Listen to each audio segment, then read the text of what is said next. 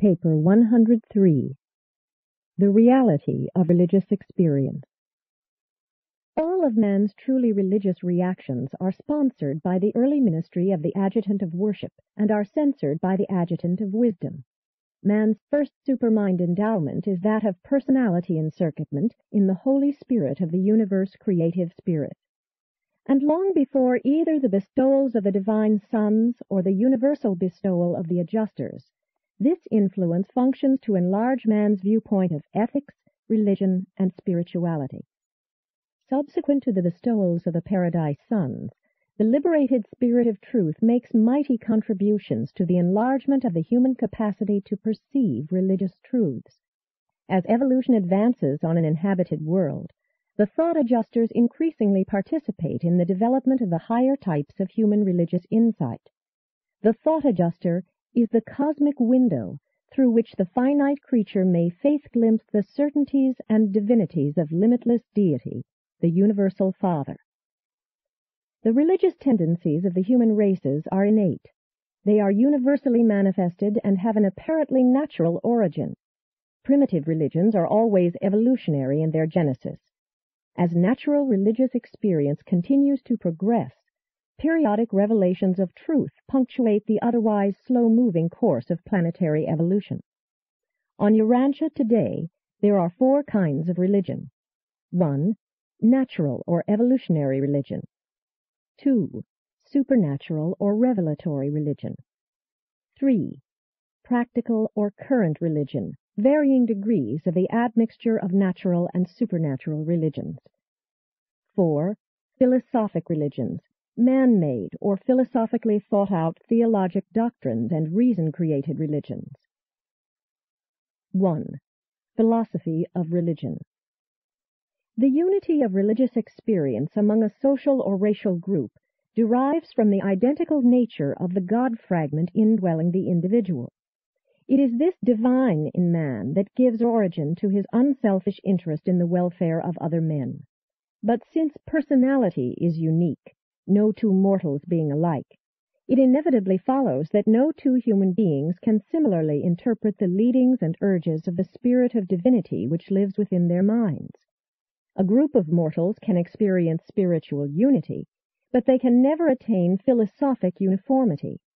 And this diversity of the interpretation of religious thought and experience is shown by the fact that 20th century theologians and philosophers have formulated upward of 500 different definitions of religion.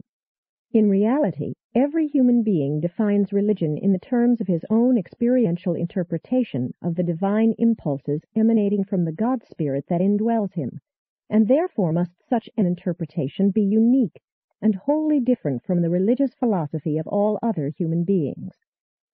When one mortal is in full agreement with the religious philosophy of a fellow mortal, that phenomenon indicates that these two beings have had a similar religious experience touching the matters concerned in their similarity of philosophic religious interpretation. While your religion is a matter of personal experience, it is most important that you should be exposed to the knowledge of a vast number of other religious experiences, the diverse interpretations of other and diverse mortals, to the end that you may prevent your religious life from becoming egocentric, circumscribed, selfish, and unsocial. Rationalism is wrong when it assumes that religion is at first a primitive belief in something which is then followed by the pursuit of values. Religion is primarily a pursuit of values, and then there formulates a system of interpretative beliefs. It is much easier for men to agree on religious values, goals, than on beliefs, interpretations. And this explains how religion can agree on values and goals while exhibiting the confusing phenomenon of maintaining a belief in hundreds of conflicting beliefs, creeds. This also explains why a given person can maintain his religious experience in the face of giving up or changing many of his religious beliefs. Religion persists in spite of revolutionary changes in religious beliefs. Theology does not produce religion. It is religion that produces theologic philosophy. That religionists have believed so much that was false does not invalidate religion, because religion is founded on the recognition of values and is validated by the faith of personal religious experience. Religion, then, is based on experience and religious thought. Theology, the philosophy of religion, is an honest attempt to interpret that experience. Such interpretative beliefs may be right or wrong, or a mixture of truth and error. The realization of the recognition of spiritual values is an experience which is super-ideational.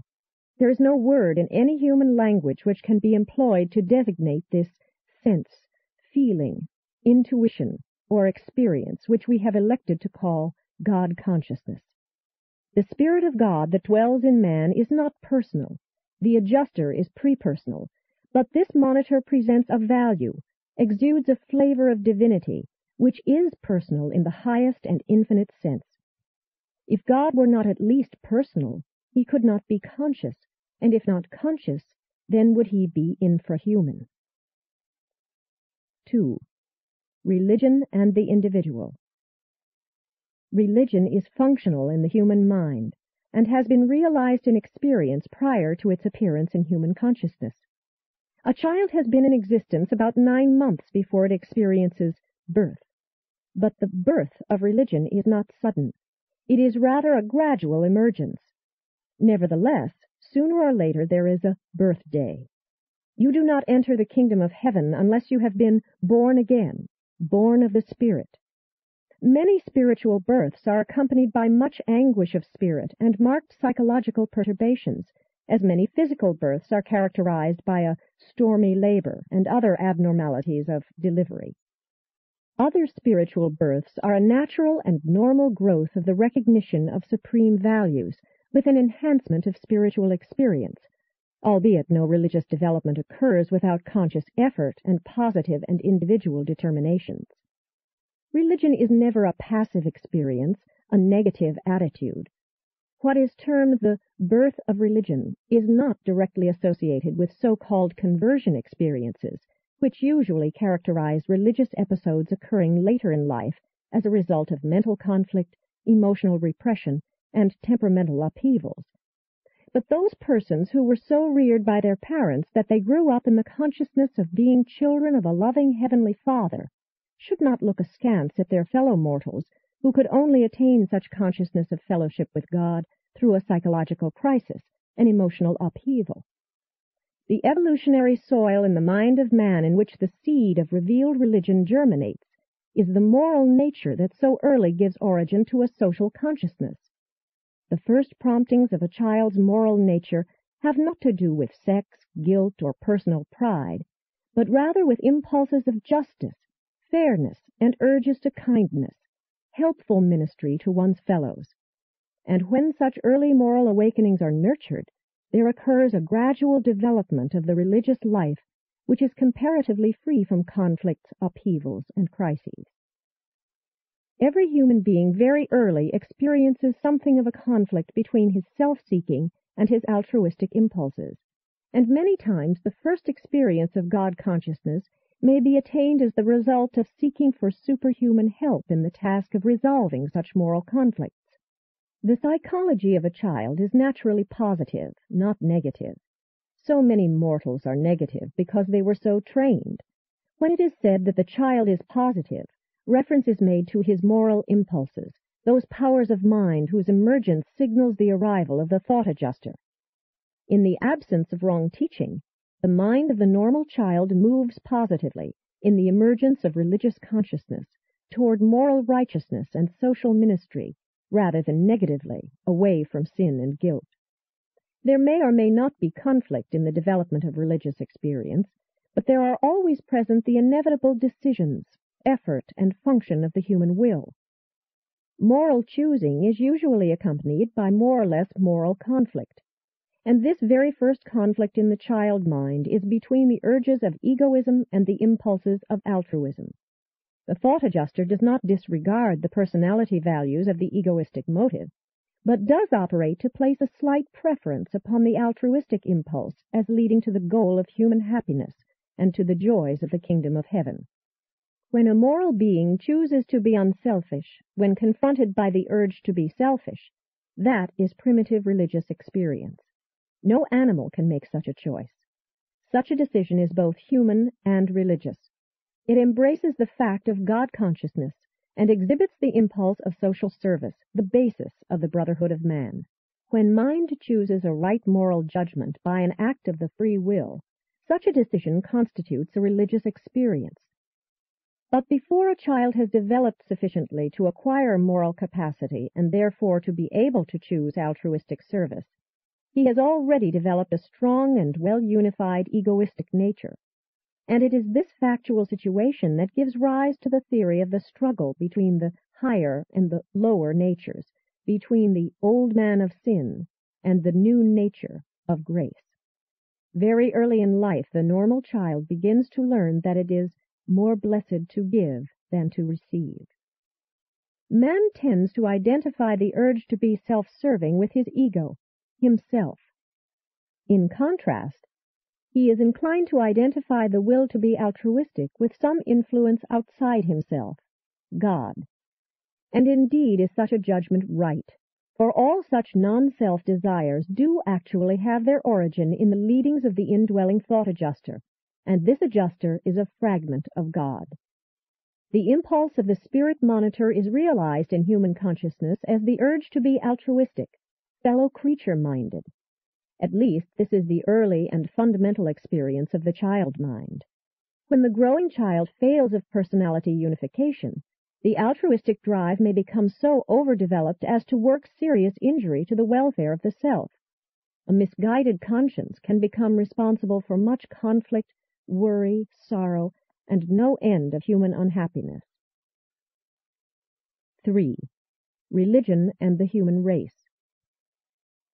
While the belief in spirits, dreams, and diverse other superstitions all played a part in the evolutionary origin of primitive religions, you should not overlook the influence of the clan or tribal spirit of solidarity. In the group relationship, there was presented the exact social situation which provided the challenge to the egoistic, altruistic conflict in the moral nature of the early human mind. In spite of their belief in spirits, primitive Australians still focused their religion upon the clan. In time, such religious concepts tend to personalize, first as animals, and later as a superman or as a god.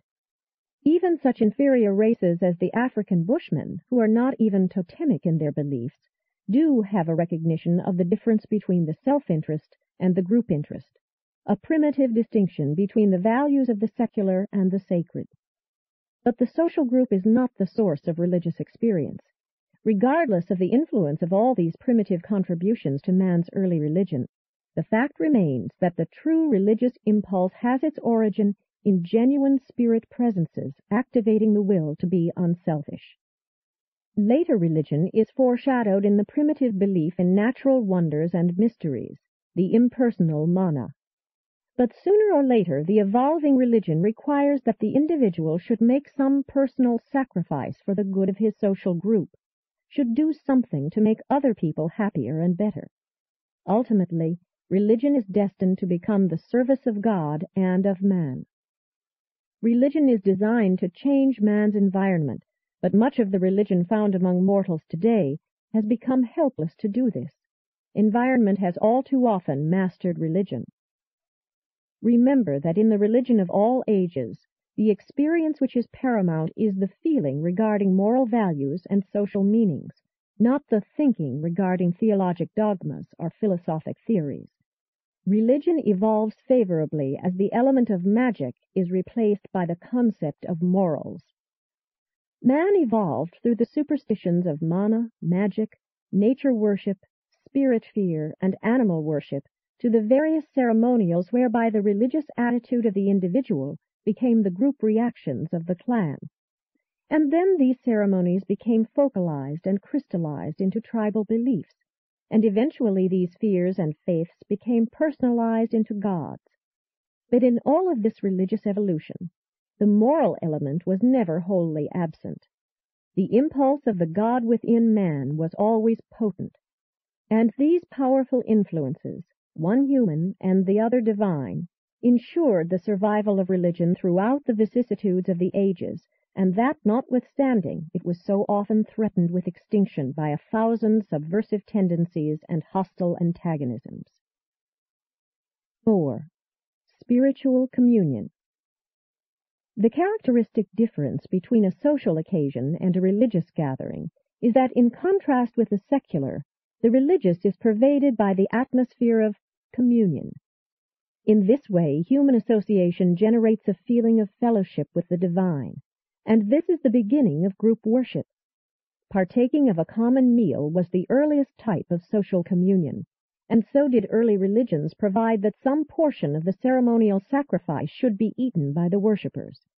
Even in Christianity, the Lord's Supper retains this mode of communion. The atmosphere of the communion provides a refreshing and comforting period of truce in the conflict of the self-seeking ego with the altruistic urge of the indwelling spirit monitor. And this is the prelude to true worship, the practice of the presence of God which eventuates in the emergence of the Brotherhood of Man. When primitive man felt that his communion with God had been interrupted, he resorted to sacrifice of some kind in an effort to make atonement, to restore friendly relationship. The hunger and thirst for righteousness leads to the discovery of truth, and truth augments ideals, and this creates new problems for the individual religionists, for our ideals tend to grow by geometrical progression, while our ability to live up to them is enhanced only by arithmetical progression. The sense of guilt, not the consciousness of sin, comes either from interrupted spiritual communion or from the lowering of one's moral ideals. Deliverance from such a predicament can only come through the realization that one's highest moral ideals are not necessarily synonymous with the will of God. Man cannot hope to live up to his highest ideals, but he can be true to his purpose of finding God and becoming more and more like him. Jesus swept away all of the ceremonials of sacrifice and atonement. He destroyed the basis of all this fictitious guilt and sense of isolation in the universe by declaring that man is a child of God. The creature-creator relationship was placed on a child-parent basis. God becomes a loving father to his mortal sons and daughters. All ceremonials not a legitimate part of such an intimate family relationship are forever abrogated. God the Father deals with man his child on the basis not of actual virtue or worthiness, but in recognition of the child's motivation, the creature purpose and intent. The relationship is one of parent-child association and is actuated by divine love. 5. The origin of ideals. The early evolutionary mind gives origin to a feeling of social duty and moral obligation derived chiefly from emotional fear. The more positive urge of social service and the idealism of altruism are derived from the direct impulse of the divine spirit indwelling the human mind. This ideal of doing good to others, the impulse to deny the ego something for the benefit of one's neighbor, is very circumscribed at first. Primitive man regards as neighbor only those very close to him, those who treat him neighborly. As religious civilization advances, one's neighbor expands in concept to embrace the clan, the tribe, the nation. And then Jesus enlarged the neighbor scope to embrace the whole of humanity, even that we should love our enemies. And there is something inside of every normal human being that tells him this teaching is moral, right. Even those who practice this ideal least admit that it is right in theory. All men recognize the morality of this universal human urge to be unselfish and altruistic. The humanist ascribes the origin of this urge to the natural working of the material mind. The religionist more correctly recognizes that the truly unselfish drive of mortal mind is in response to the inner spirit leadings of the thought adjuster. But man's interpretation of these early conflicts between the ego will and the other-than-self will is not always dependable. Only a fairly well-unified personality can arbitrate the multiform contentions of the ego cravings and the budding social consciousness. The self has rights as well as one's neighbors. Neither has exclusive claims upon the attention and service of the individual.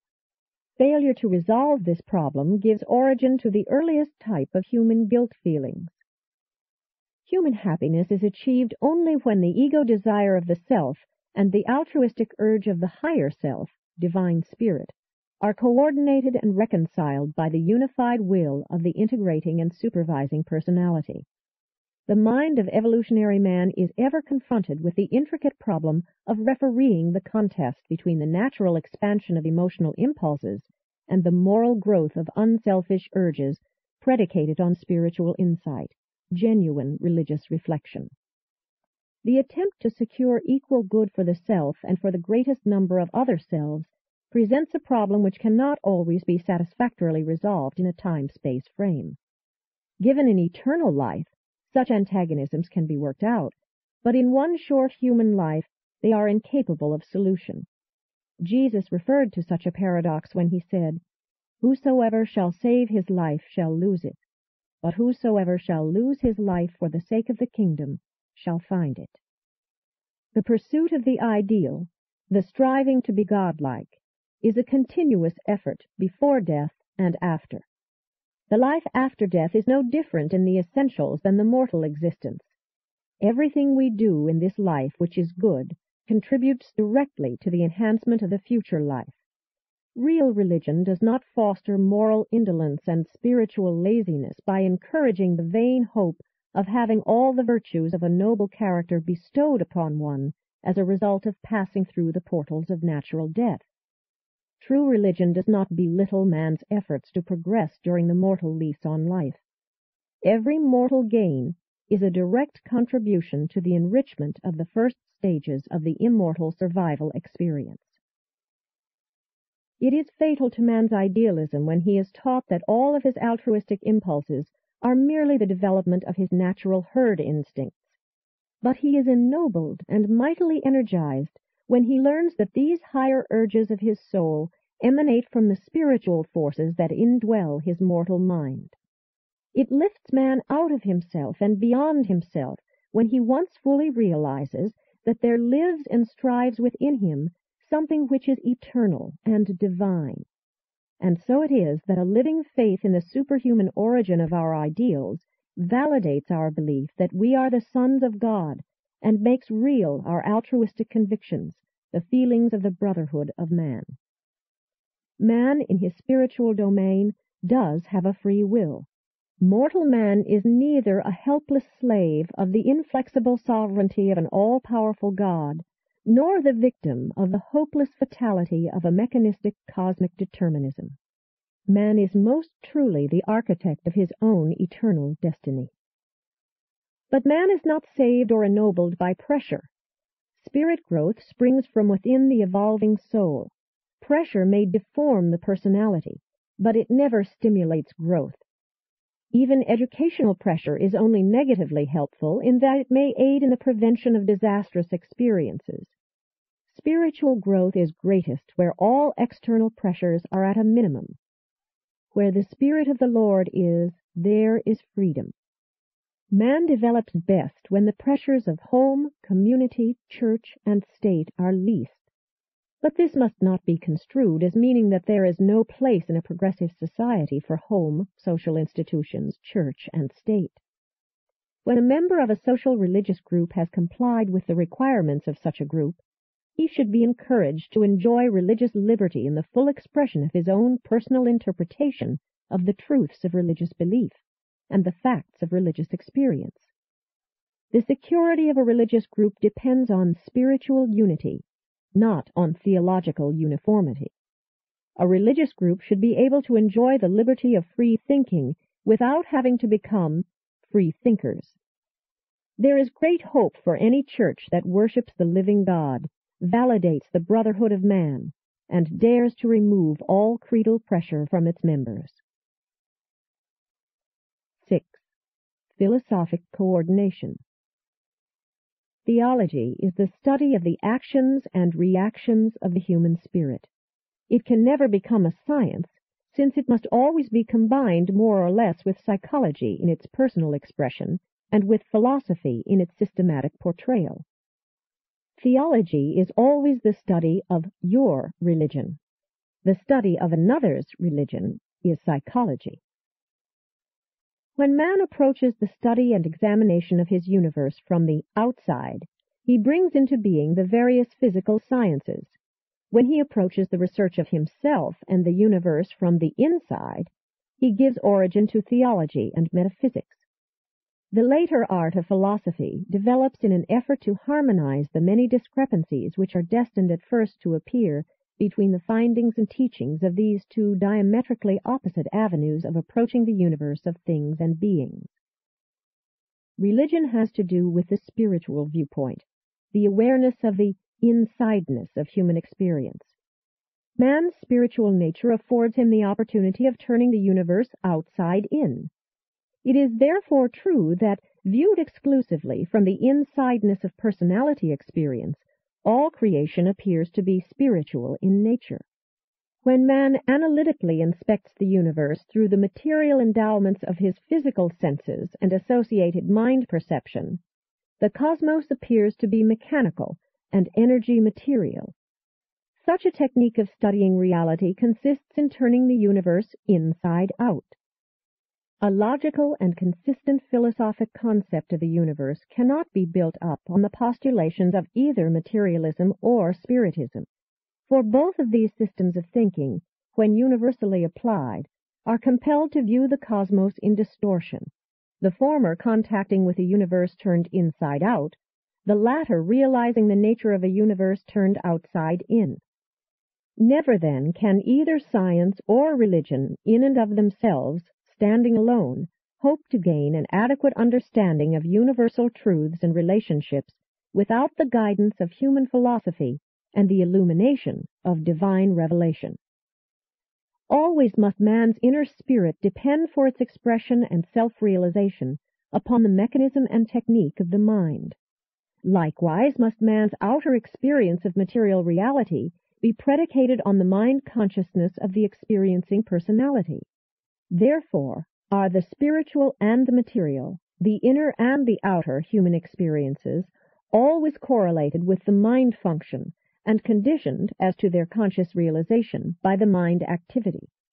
Man experiences matter in his mind. He experiences spiritual reality in the soul, but becomes conscious of this experience in his mind. The intellect is the harmonizer and the ever-present conditioner and qualifier of the sum total of mortal experience. Both energy things and spirit values are colored by their interpretation through the mind media of consciousness. Your difficulty in arriving at a more harmonious coordination between science and religion is due to your utter ignorance of the intervening domain of the Urantia world of things and beings. The local universe consists of 3 degrees, or stages, of reality manifestation: matter, Urantia, and spirit. The Urantia angle of approach erases all divergence between the findings of the physical sciences and the functioning of the spirit of religion. Reason is the understanding technique of the sciences. Faith is the insight technique of religion. Mota is the technique of the Urantia level.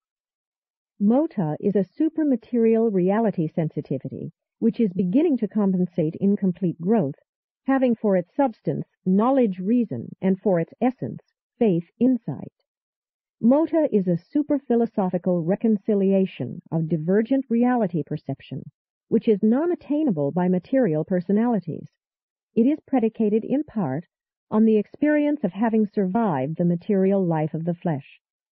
But many mortals have recognized the desirability of having some method of reconciling the interplay between the widely separated domains of science and religion, and metaphysics is the result of man's unavailing attempt to span this well-recognized chasm.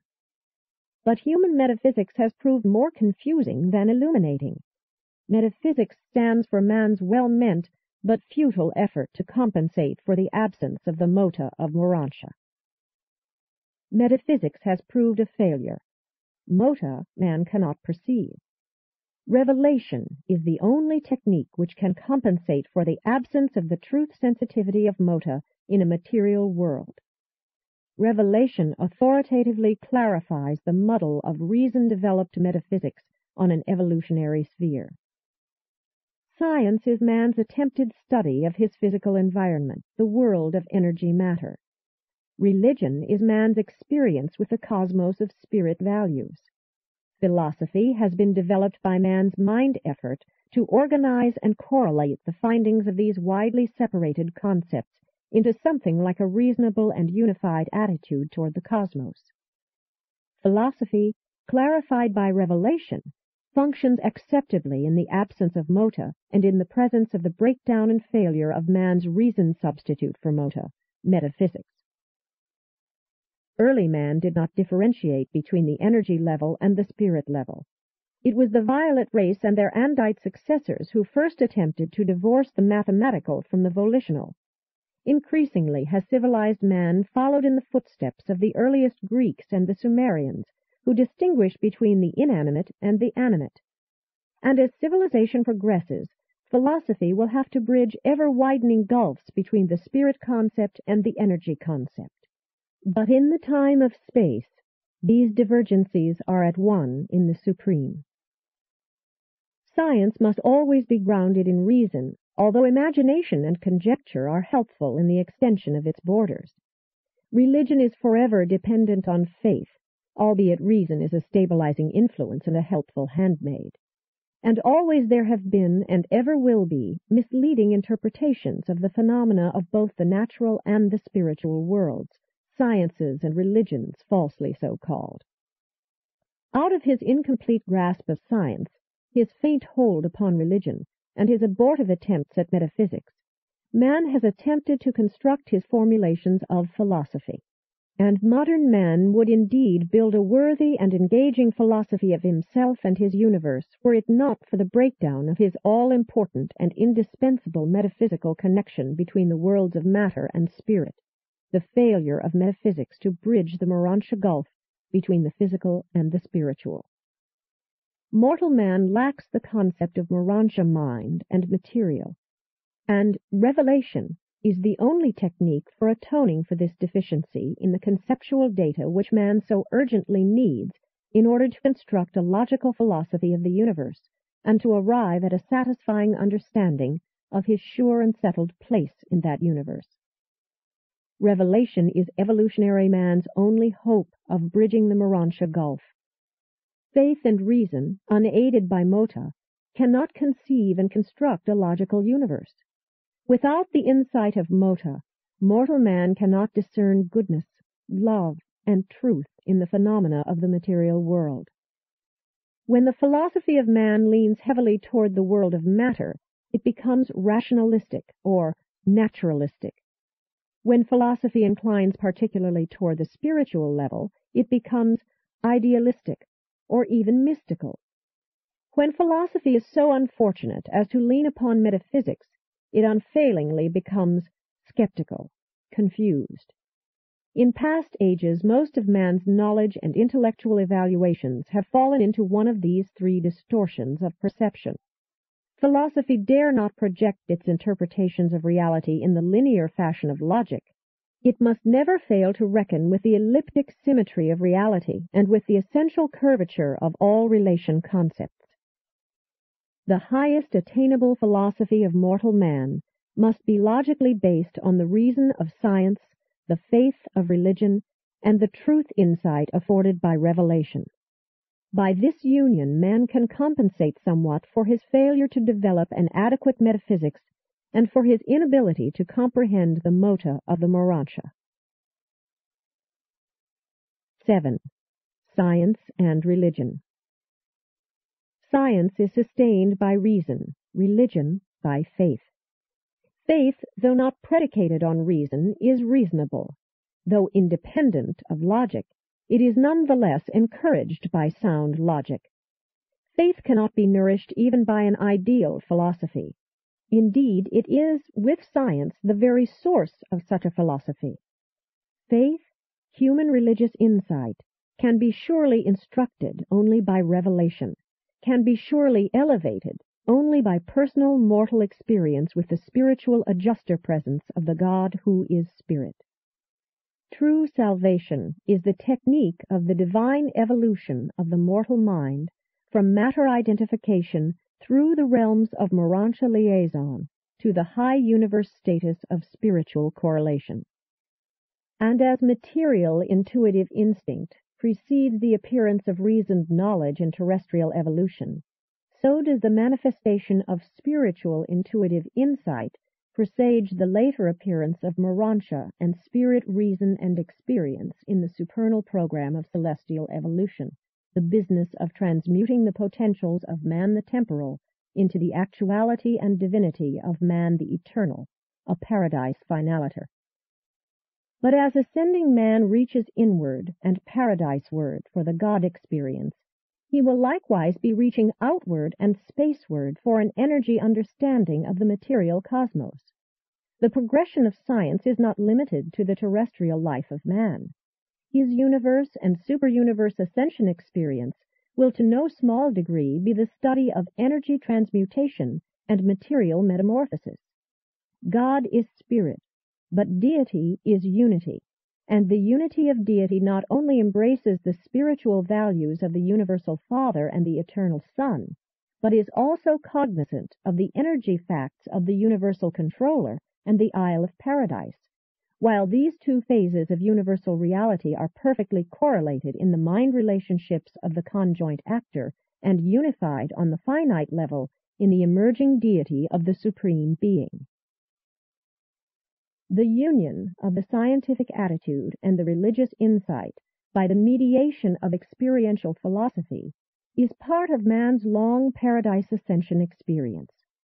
The approximations of mathematics and the certainties of insight will always require the harmonizing function of mind logic on all levels of experience short of the maximum attainment of the Supreme. But logic can never succeed in harmonizing the findings of science and the insights of religion unless both the scientific and the religious aspects of a personality are truth-dominated, sincerely desirous of following the truth wherever it may lead, regardless of the conclusions which it may reach. Logic is the technique of philosophy, its method of expression. Within the domain of true science, reason is always amenable to genuine logic. Within the domain of true religion, faith is always logical from the basis of an inner viewpoint, even though such faith may appear to be quite unfounded from the in-looking viewpoint of the scientific approach. From outward, looking within, the universe may appear to be material. From within, looking out, the same universe appears to be wholly spiritual. Reason grows out of material awareness, faith out of spiritual awareness, but through the mediation of a philosophy strengthened by revelation, logic may confirm both the inward and the outward view, thereby effecting the stabilization of both science and religion. Thus, through common contact with the logic of philosophy, may both science and religion become increasingly tolerant of each other, less and less skeptical. What both developing science and religion need is more searching and fearless self-criticism, a greater awareness of incompleteness in evolutionary status. The teachers of both science and religion are often altogether too self-confident and dogmatic.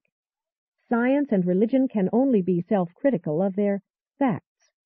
The moment departure is made from the stage of facts, reason abdicates or else rapidly degenerates into a consort of false logic. The truth, an understanding of cosmic relationships, universe facts, and spiritual values, can best be had through the ministry of the Spirit of Truth, and can best be criticized by revelation. But revelation originates neither a science nor a religion. Its function is to coordinate both science and religion with the truth of reality. Always, in the absence of revelation, or in the failure to accept or grasp it, has mortal man resorted to his futile gesture of metaphysics, that being the only human substitute for the revelation of truth, or for the mota of Urantia personality. The science of the material world enables man to control and to some extent dominate his physical environment. The religion of the spiritual experience is the source of the fraternity impulse which enables men to live together in the complexities of the civilization of a scientific age. Metaphysics, but more certainly revelation, affords a common meeting ground for the discoveries of both science and religion, and makes possible the human attempt logically to correlate these separate but interdependent domains of thought into a well-balanced philosophy of scientific stability and religious certainty. In the mortal state, nothing can be absolutely proved. Both science and religion are predicated on assumptions. On the Urantia level, the postulates of both science and religion are capable of partial proof by mota logic. On the spiritual level of maximum status, the need for finite proof gradually vanishes before the actual experience of and with reality. But even then there is much beyond the finite that remains unproved. All divisions of human thought are predicated on certain assumptions which are accepted, though unproved, by the constitutive reality sensitivity of the mind endowment of man. Science starts out on its vaunted career of reasoning by assuming the reality of three things: matter, motion, and life. Religion starts out with the assumption of the validity of three things: mind, spirit, and the universe, the supreme being. Science becomes the thought domain of mathematics, of the energy and material of time in space. Religion assumes to deal not only with finite and temporal spirit, but also with the spirit of eternity and supremacy. Only through a long experience in mota can these two extremes of universe perception be made to yield analogous interpretations of origins, functions, relations, realities, and destinies. The maximum harmonization of the energy-spirit divergence is in the encircuitment of the seven master spirits, the first unification thereof in the deity of the Supreme, the finality unity thereof in the infinity of the first source and center, the I Am. Reason is the act of recognizing the conclusions of consciousness with regard to the experience in and with the physical world of energy and matter. Faith is the act of recognizing the validity of spiritual consciousness, something which is incapable of utter mortal proof. Logic is the synthetic truth-seeking progression of the unity of faith and reason, and is founded on the constitutive mind endowments of mortal beings, the innate recognition of things, meanings, and values. There is a real proof of spiritual reality in the presence of the thought adjuster, but the validity of this presence is not demonstrable to the external world, only to the one who thus experiences the indwelling of God. The consciousness of the adjuster is based on the intellectual reception of truth, the supermind perception of goodness, and the personality motivation to love. Science discovers the material world, religion evaluates it, and philosophy endeavors to interpret its meanings while coordinating the scientific material viewpoint with the religious spiritual concept. But history is a realm in which science and religion may never fully agree. 8. Philosophy and religion. Although both science and philosophy may assume the probability of God by their reason and logic, only the personal religious experience of a spirit-led man can affirm the certainty of such a supreme and personal deity. By the technique of such an incarnation of living truth, the philosophic hypothesis of the probability of God becomes a religious reality. The confusion about the experience of the certainty of God arises out of the dissimilar interpretations and relations of that experience by separate individuals and by different races of men. The experiencing of God may be wholly valid, but the discourse about God, being intellectual and philosophical, is divergent and oftentimes confusingly fallacious. A good and noble man may be consummately in love with his wife, but utterly unable to pass a satisfactory written examination on the psychology of marital love. Another man, having little or no love for his spouse, might pass such an examination most acceptably. The imperfection of the lover's insight into the true nature of the beloved does not in the least invalidate either the reality or sincerity of his love. If you truly believe in God, by faith know Him and love Him, do not permit the reality of such an experience to be in any way lessened or detracted from by the doubting insinuations of science, the cavilling of logic, the postulates of philosophy, or the clever suggestions of well-meaning souls who would create a religion without God. The certainty of the God-knowing religionist should not be disturbed by the uncertainty of the doubting materialist. Rather should the uncertainty of the unbeliever be mightily challenged by the profound faith and unshakable certainty of the experiential believer. Philosophy, to be of the greatest service to both science and religion, should avoid the extremes of both materialism and pantheism. Only a philosophy which recognizes the reality of personality, permanence in the presence of change, can be of moral value to man, can serve as a liaison between the theories of material science and spiritual religion. Revelation is a compensation for the frailties of evolving philosophy. 9. The essence of religion. Theology deals with the intellectual content of religion.